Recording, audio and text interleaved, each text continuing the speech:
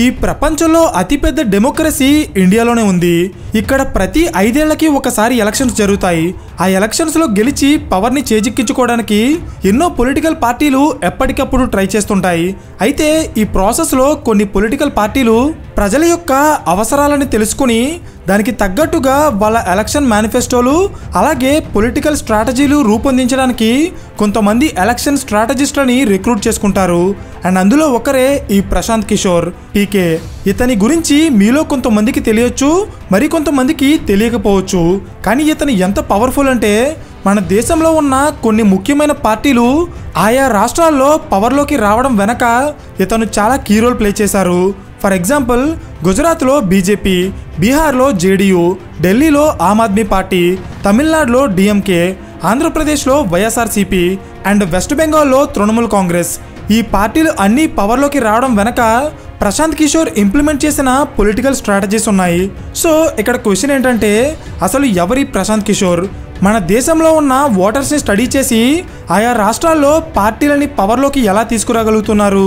ఇతను పార్టీలని గెలిపిస్తున్నాడా లేక గెలిచే పార్టీ వెనుకుంటున్నాడా?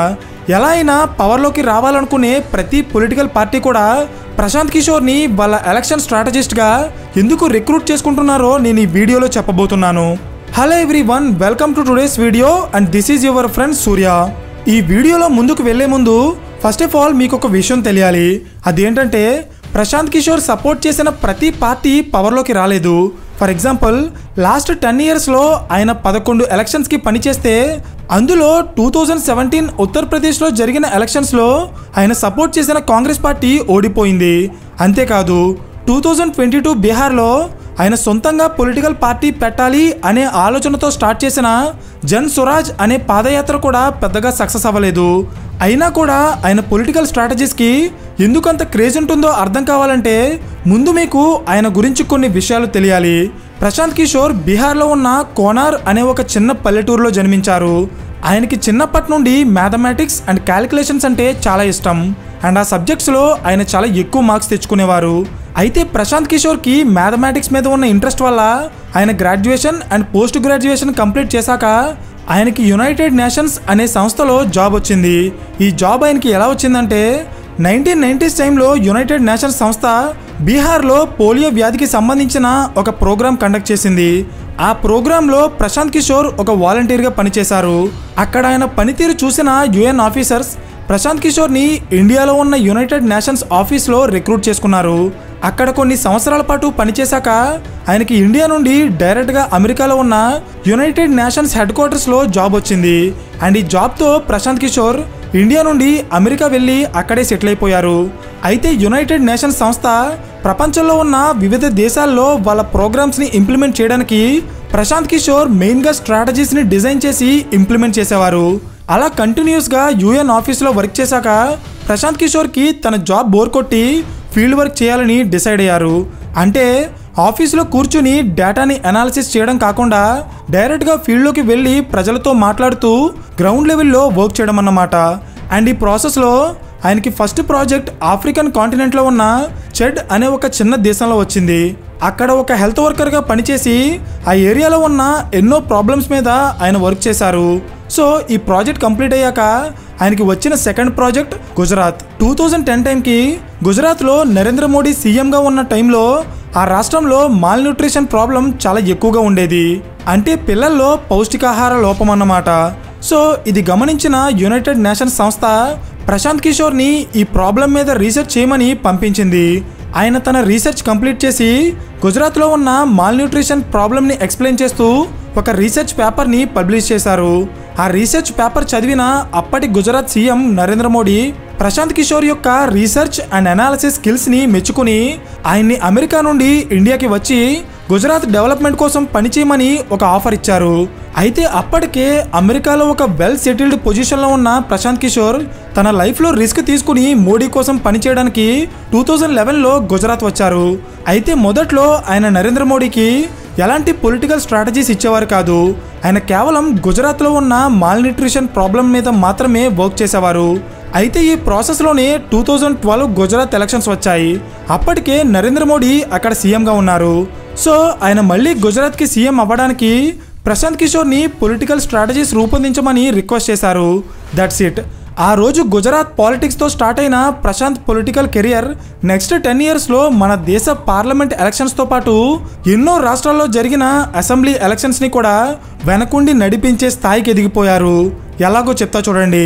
2012 గుజరాత్ ఎలక్షన్స్లో మోడీ గెలిచిన తర్వాత ప్రశాంత్ కిషోర్ 2013లో ఇండియాలో ఉన్న పొలిటికల్ పార్టీస్కి ఎలక్షన్ స్ట్రాటజీస్ అందించడానికి, మీడియా అలాగే పబ్లిసిటీ చేయడానికి ఒక కంపెనీని స్థాపించారు. అదే CAG, citizens for accountable governance. So ఈ కంపెనీ ద్వారా 2014లో జరిగిన పార్లమెంట్ ఎలక్షన్స్లో ఆయన మోడీకి ఎలక్షన్ స్ట్రాటజిస్ట్గా పనిచేసి మోడీ పాపులారిటీని ఒక గుజరాత్లో మాత్రమే కాకుండా దేశవ్యాప్తంగా ఎక్స్పాండ్ అయ్యేలా చేశారు. అయితే ఇక్కడ మీకు ఒక విషయం తెలియాలి.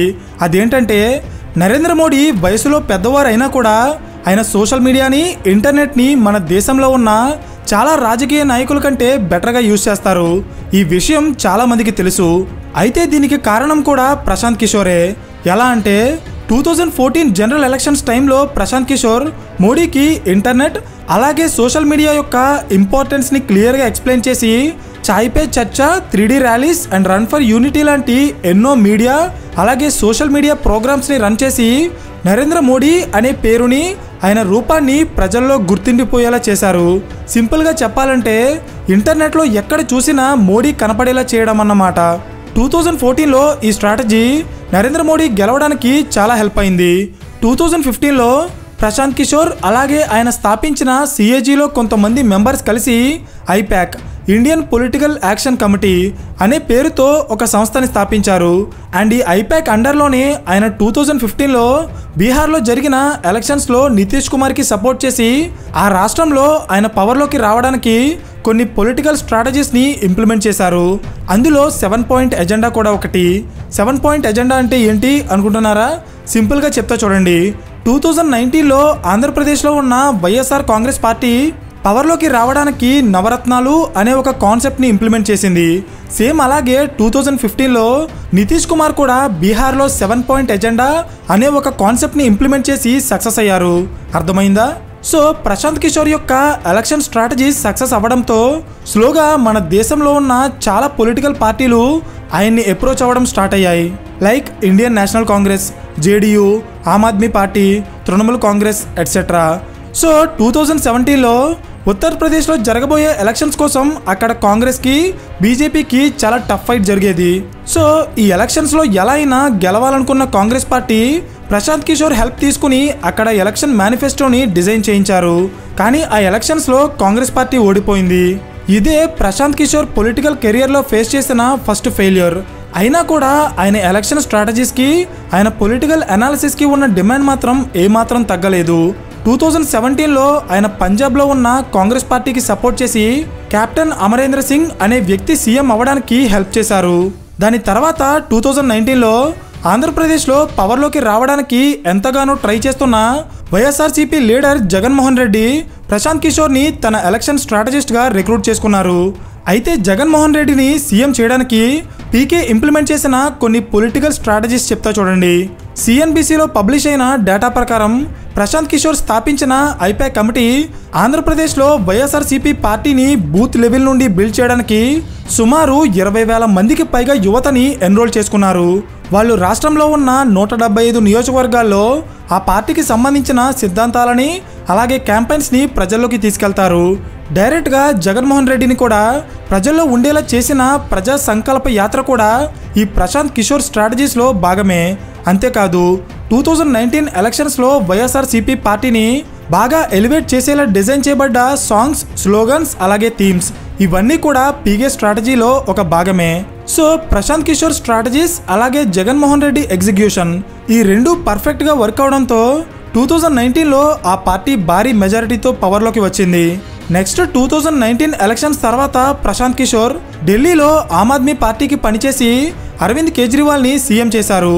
2021లో జరిగిన వెస్ట్ బెంగాల్ ఎలక్షన్స్లో ఆయన మమతా బెనర్జీ కోసం పనిచేసి ఆమెను సీఎం చేశారు. అదే సంవత్సరం ఆయన తమిళనాడులో ఉన్న డిఎంకే పార్టీకి కూడా పనిచేశారు. అండ్ ఆ పార్టీ భారీ మెజారిటీతో విన్ అయ్యి 2021లో ఎంకే స్టాలిన్ తమిళనాడు సీఎం అయ్యారు. అయితే west Bengal and Tamil Nadu elections అయిపోయాక ప్రశాంత్ కిషోర్ కెరియర్ ఒక పీక్స్లో ఉన్న టైంలో ఆయన సడన్గా ఎలక్షన్ స్ట్రాటజిస్ట్గా తన కెరియర్ ముగిస్తున్నట్టు అనౌన్స్ చేశారు. అంటే ఫ్యూచర్లో ఆయన ఏ పొలిటికల్ పార్టీకి కూడా ఎలక్షన్ స్ట్రాటజీస్ని ఇంకా ఇవ్వరన్నమాట. ప్రశాంత్ కిషోర్ ఈ స్టేట్మెంట్ ఇచ్చిన తర్వాత నెక్స్ట్ ఆయన ఏం చేస్తారని చాలామంది వెయిట్ చేశారు. సో ఈ క్వశ్చన్స్కి సమాధానం చెప్తూ ఆయన తన సొంత రాష్ట్రంలో ఒక పొలిటికల్ పార్టీని స్థాపించి 2025లో బీహార్లో జరగబోయే అసెంబ్లీ ఎలక్షన్స్లో పోటీ చేయబోతున్నట్టు అనౌన్స్ చేశారు. ఆయన పార్టీ పెట్టే ముందు ప్రజల సమస్యలు దగ్గరగా తెలుసుకోవడానికి ఆయన జన్ స్వరాజ్ అనే పేరుతో ఒక పాదయాత్ర స్టార్ట్ చేశారు. సో ఈ పాదయాత్రలో ఆయన ప్రజల సమస్యలు తెలుసుకుని వాటిని సాల్వ్ చేయడానికి ఒక పొలిటికల్ పార్టీని స్థాపించి 2025 బీహార్ ఎలక్షన్స్లో పోటీ చేయబోతున్నారు. కానీ బీహార్లో నితీష్ కుమార్ లాంటి ఒక బలమైన లీడర్ని ఓడించి ఇప్పట్లో గవర్నమెంట్ని ఫామ్ చేయడం అనేది అంత ఈజీ కాదు. ఎందుకంటే 2005 నుండి 2024 వరకు ఈ 19 ఏళ్ల కాలంలో 2014-15 ఒక్క సంవత్సరం తప్ప మిగిలిన 18 ఏళ్ల కాలంలో నితీష్ కుమారే బీహార్కి సీఎంగా ఉన్నారు. అంటే మీరే అర్థం చేసుకోండి ఈ వ్యక్తి ఆ రాష్ట్రాన్ని ఎలా శాసిస్తున్నారో. సో నితీష్ కుమార్ లాంటి ఒక బలమైన వ్యక్తిని దాటుకుని ప్రశాంత్ కిషోర్ సీఎం అవ్వడం అనేది అంత ఈజీ కాదు. అయితే మన దేశంలో ఎన్నో పొలిటికల్ పార్టీలని పవర్లోకి తీసుకురావడానికి ఎంతో మంది వ్యక్తులని ముఖ్యమంత్రులుగా చేయడానికి హెల్ప్ అయిన ప్రశాంత్ కిషోర్ పొలిటికల్ స్ట్రాటజీస్ ఆయన సొంత పార్టీని పవర్లోకి తీసుకురావడానికి ఎంతవరకు హెల్ప్ చేస్తుందో వేచి చూడాలి. సో దీని మీద మీ ఒపీనియన్ ఏంటో కింద కామెంట్ చేయండి. అండ్ ఈ వీడియో మీకు ఇన్ఫర్మేటివ్గా అనిపిస్తే ఖచ్చితంగా లైక్ చేసి ఇలాంటి మరిన్ని పొలిటికల్ కేస్ స్టడీస్ కోసం ఛానల్ని సబ్స్క్రైబ్ చేయండి. So thank you for watching and I will see you in the next video. Till then this is your friend Surya signing of.